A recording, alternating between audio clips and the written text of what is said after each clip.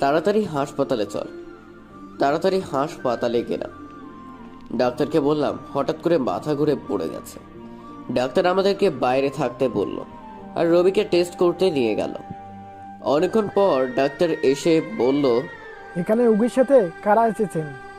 জি আমরা। বলুন কি হয়েছে ওর? এখনো কিছু বলতে পারছি না, রিপোর্ট আসলে বলতে পারবো। রোগীর কিছুক্ষণ পর জ্ঞান ফিরবে, আপনারা দেখা করতে পারেন, কিন্তু রোগীকে বিরক্ত করা যাবে না। ঠিক আছে। এগুলো বলে ডাক্তার চলে গেল। দোস্ত, খুবই অবাক হচ্ছি। কেন, কি হয়েছে? মিম ফোন দিয়েছিল। কোথায় ও? ও বাসায়। আর আদিবারা? ঘুরতে গেছে হয়তো কোথাও। এটা ভেবে অবাক হচ্ছে যে আদি ভাই একবারও কল দিয়ে খবর নিল না। মরেছিল না হয়তো। তাই হবে, ও তো অনেক ব্যস্ত। কিছুদিন পর বিয়ে, তাই হয়তো অনেক আনন্দে আছে। কিছুক্ষণ পর নার্স এসে বলল রবির জ্ঞান ফিরেছে। তাই তাড়াতাড়ি রবির কাছে গেলাম। এখন কেমন লাগছে? ভালো। তোদের অনেক কষ্ট দিলাম, তাই না? মারবো এক থাপ্পড়। আবার এই কথা বললো। এই, আপনাদের বলছি না রোগীকে এখন বিরক্ত করবেন না, সে এখনও অনেক দুর্বল। আপনারা বাইরে আসুন, কথা আছে। আপনি বিশ্রাম করুন। ডাক্তার, কি হয়েছে আমার? তেমন কিছু না, আমি আপনার বন্ধুদের কাছে ওষুধ লিখে দিব। ডাক্তার, আমি বুঝতে পারছি আমার কিছু একটা হয়েছে। আপনি আমাকে বলতে পারেন।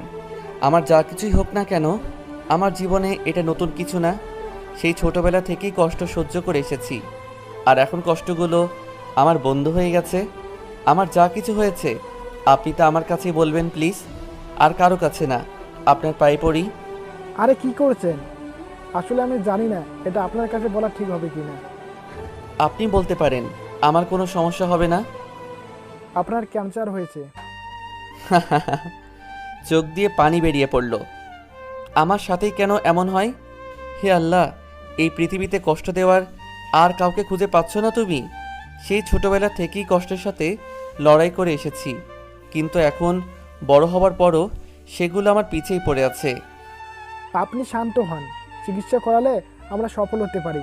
আপাতত এই ওষুধগুলো খাবেন। প্রতি সপ্তাহে 2বার এসে আমার সাথে দেখা করে যাবেন। যদি আপনার অবস্থা উন্নতি না হয়, নাহলে খুব তাড়াতাড়ি আপনাকে হাসপাতালে ভর্তি করতে হবে। আপনার কাছে একটা অনুরোধ, এই কথাগুলো আমার বন্ধুদের কাছে বলবেন না। আমি চাই না ওরা আমার জন্য কষ্ট পাক। কি বলছেন এটা? প্লিজ ডাক্তার, আপনার কাছে অনুরোধ করছি। ঠিক আছে, তবে আমি যা বললাম সেগুলো মেনে চলবেন। নিয়মিত ওষুধগুলো খাবেন আর হাসপাতালে আসতে ভুলবেন না, না আসলে ক্ষতি আরও বেশি হবে। এগুলো বলে ডাক্তার চলে গেল। আমার ফ্রেন্ডের কি অবস্থা ডাক্তার? দেখুন, তেমন কোনো সমস্যা নাই, তবে আরও আগে ডাক্তারের কাছে আনা উচিত ছিল। সে যখন মাঝে মাঝে অসুস্থ হয়ে পড়ে তখনই ডাক্তার দেখানো উচিত ছিল। তবে ভয়ের কিছু নেই, এই ওষুধগুলো নিয়মিত খেলে ঠিক হয়ে যাবে। ধন্যবাদ আপনাকে। ওকে বাসায় নিয়ে যেতে পারবো কখন? আজকে নিয়ে যেতে পারবেন, সে এখন ঘুমাচ্ছে। ঘুম থেকে উঠলে নিয়ে যেতে পারবেন। তবে একটা কথা মনে রাখবেন, এই ওষুধগুলো নিয়মিত খেতে হবে। ঠিক আছে, আমরা ওর খেয়াল রাখবো। ধন্যবাদ আপনাকে। দেখছিস, আমরা ওকে আগেই বলছিলাম ডাক্তার দেখা, কিন্তু ও আমাদের কথা শুনলই না। হ্যাঁ, ঠিকই বলেছিস। ও যখন মাঝে মাঝে অসুস্থ হয়ে পড়তো তখনই আমাদের ওকে জোর করে নিয়ে আসা উচিত ছিল। ভাগ্য বলো তেমন কোনো সমস্যা হয় নাই। এখন ওকে নিয়মিত ওষুধ খাওয়াতে হবে। আমার তো মনে হয় এই কাজটা ও ঠিকভাবে করবে না। না করলে আমরা তো আছি, ওকে জোর করে খাওয়াবো। আদিবা কল দিয়েছে, দেখে কি বলে। কি অবস্থা রবির এখন? না, তেমন কোনো সমস্যা না। ও ভালো। আচ্ছা পরে কল দিব, রাখি এখন, এক জায়গায় যাইতেছি। আচ্ছা ঠিক আছে। ওরে কল দিতে কে বলছিল? ওর সামনে অসুস্থ হয়ে পড়লো আর ও এতক্ষণ পর কল দিল। তাও মনে হলো ইচ্ছে করে দেয়নি। মারুব এতদিন পর দেশে এসছে বলে কি ওর সাথে সারাদিন থাকতে হবে? বাদ দে তো, যে যেভাবে থাকতে চায় তাকে সেভাবে থাকতে দেওয়া উচিত। এইসব কিছু রবির সাথে বলিস না, তাহলে ও অনেক কষ্ট পাবে। রবির ঘুম ভাঙার অপেক্ষা করতেছি। বাইরে বসে কিছুক্ষণ পর মিম আসলো। সরি রে, একটু দেরি হয়ে গেল।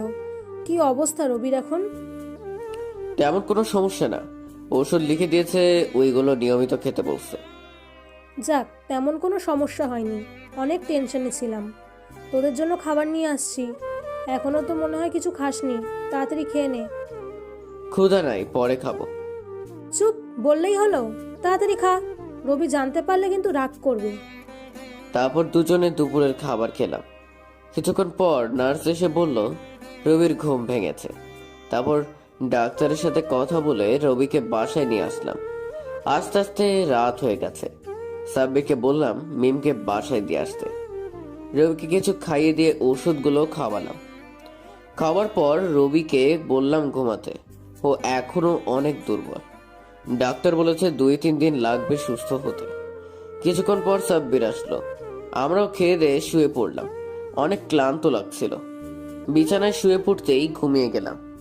3 দিন পর এখন রবি মোটামুটি সুস্থ। এই 3 দিনে মিম অনেকবার এসেছিল। আদিবাও 2 বার এসেছিল, তাও অল্প কিছুক্ষণের জন্য। ও তো এখন অনেক ব্যস্ত। সামনে ওর বিয়ে, তাই হয়তো অনেক খুশিতে আছে। ভালোই হয়েছে, ও ওর মতো থাকুক। আজ অনেক দিন পর লেকের পাড়ে এসেছি সন্ধ্যার পর। আগে প্রতিদিনই আসতাম। এতদিন রবি অসুস্থ থাকায় আসা হয়ে ওঠেনি। রবি আগের থেকে কেন জানি চুপচাপ হয়ে গেছে। আগের মতো আর কথা বলে না, ফাইজলামি করে না। হয়তো আদিবার জন্য। জানি না ওকে কিভাবে সান্ত্বনা দিব। ওকে দেখে মনে হয় ওর মনের মধ্যে অনেক কষ্ট লুকিয়ে আছে।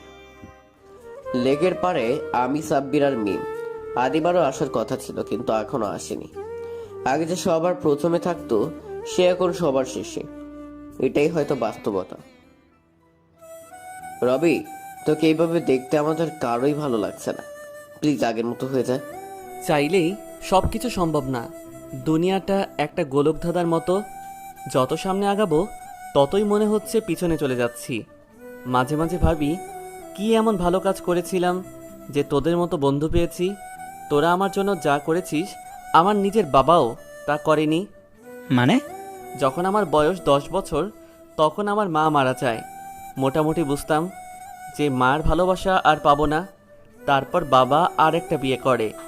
বাবা যখন বলেছিল এটা আমার নতুন মা, তখন কিছুটা হলেও খুশি হয়েছিলাম, এটা ভেবে যে মায়ের ভালোবাসা হয়তো পাবো।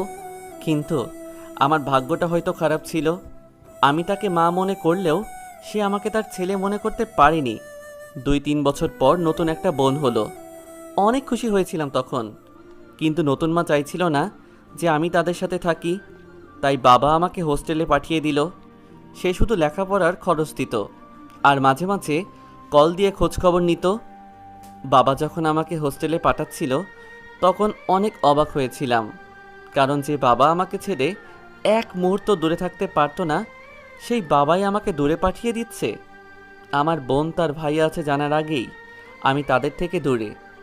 সব কিছু থাকতেও আমি অনাথের মতো বড় হয়েছি। মাঝে মাঝে যখন বাড়িতে যেতাম তখন তাদের দেখে মনে হতো তারা একদমই খুশি হয়নি।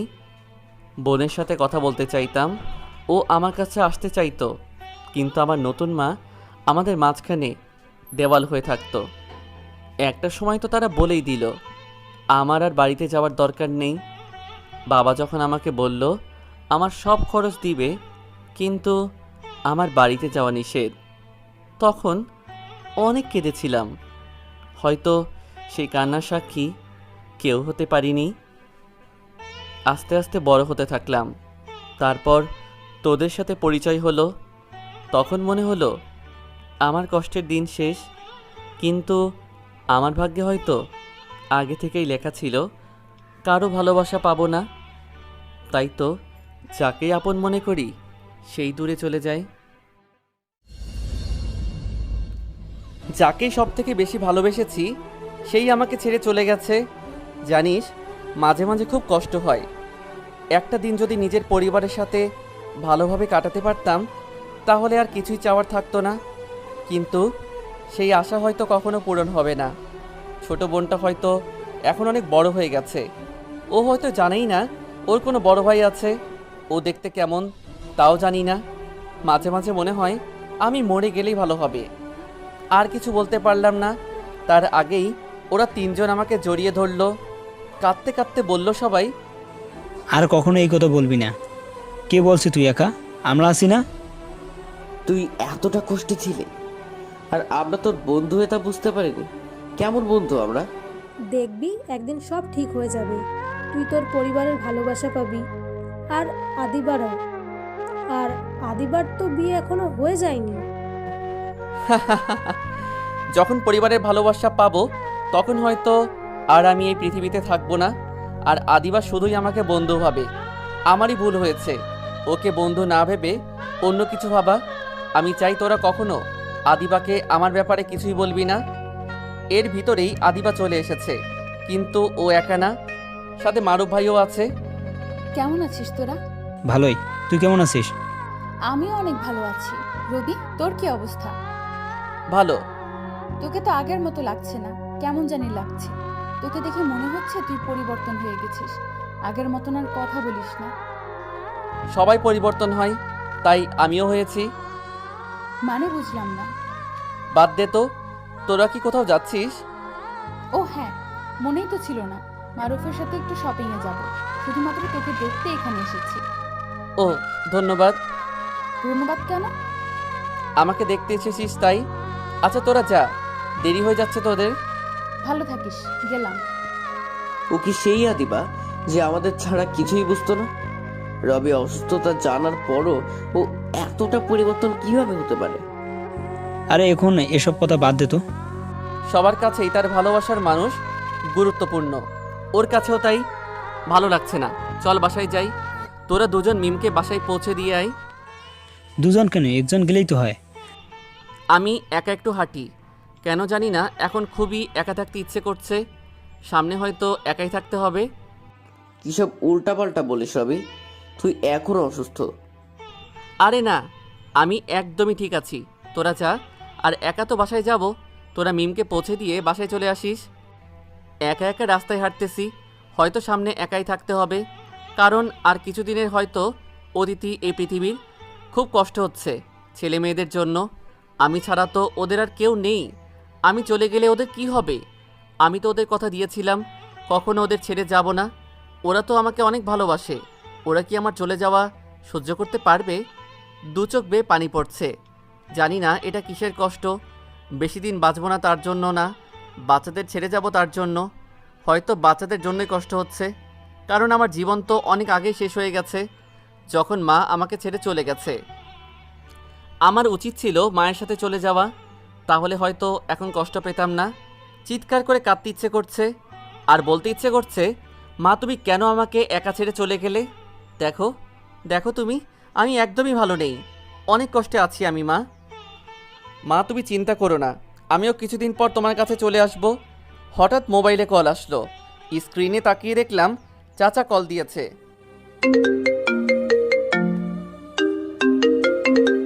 আসসালামু আলাইকুম চাচা। ওয়ালাইকুম আসসালাম। কেমন আছো বাবা? জি চাচা ভালো, আপনি কেমন আছেন? বাচ্চারা সবাই ভালো আছে তো? হ্যাঁ, আমরা সবাই ভালো আছি। অনেক দিন তো কোনো খোঁজ খবর নেওনি। তোমার কিছু হয়নি তো আবার? আসলে চাচা একটু অসুস্থ ছিলাম তো, তাই খোঁজ নিতে পারিনি। আর চিন্তা করবেন না, এখন একদমই ঠিক আছি। আর কিছুদিন পর আসবো। এখন রাখি চাচা, পরে কথা বলবো। তাদের সাথে মিথ্যা কথা বলতে ভালো লাগছিল না, তাই কলটা কেটে দিলাম। মিথ্যা না বলেও উপায় ছিল না, কারণ তাদের কি করে সত্যটা বলতাম। জানি না সামনে কি হবে। বাসায় চলে আসলাম। কিছুক্ষণ পর ওরা চলে আসলো। রাতের খাবার খেলাম, তারপর ওষুধ খেলাম। অবশ্য আমি জানি ওষুধ খেলে কিছুই হবে না। বিছানায় শুয়ে পড়লাম, আদিবার কথা ভাবছি। আচ্ছা, আমি না থাকলে কি আদিবা আমার জন্য কষ্ট পাবে? হয়তো পাবে না, 2-1 দিন মনে থাকবে, তারপর ঠিকই আমাকে ভুলে যাবে। এটাই হয়তো বাস্তবতা। মাঝে মাঝে মনে হয় আদিবাকে বলি, আদিবা আমি তোমাকে অনেক ভালোবাসি, কিন্তু তা কখনো সম্ভব না। দোয়া করি ও ভালো থাকুক। মিম, আদিবা কোথায়? তুই একা কলেজে আসলি, কিন্তু ওকে তো দেখলাম না। আরে ওর কি এখন আর কলেজে আসার ইচ্ছা আছে? আর কিছুদিনের মধ্যেই